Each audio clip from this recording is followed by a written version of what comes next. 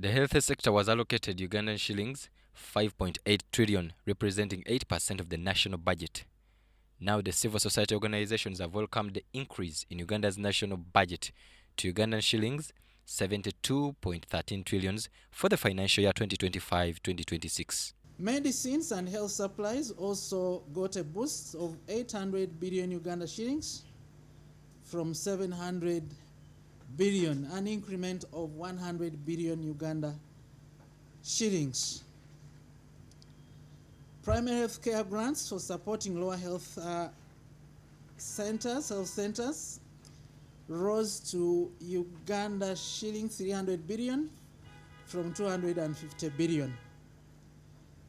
We need to appreciate that these are right steps in the right direction, but perhaps we need to assess the impact of these movements. These allocations are in the right direction of increase, but when you have some of the money not provided, when you follow the quarterly disbursements to NMS, for example, you'll realize that much as this is written on the budget, but when it comes to actual disbursements based on the collections of URA on a quarterly basis, it is less that is expended to NMS to procure commodities, but also support GMS. Civil society organizations also raised concerns about Uganda's heavy reliance on donor funding for HIV interventions, which threatens sustainability. Country continue to depend on donor funding for HIV response.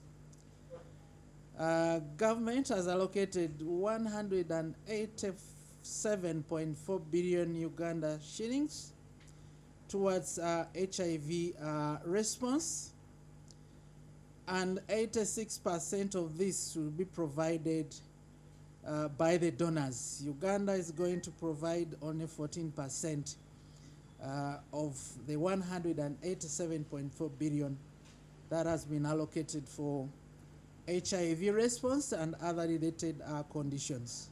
They further called for establishment of a health emergency fund to tackle epidemics. But it's not proper and certain enough for us to fold most of these pandemic preparedness issues within the other health budget allocations. It needs to be a standalone on its own so that we could tackle issue by issue because it's hard to withdraw fund from other parts of these healthy allocations to pandemic preparedness, yet we do not budget for it.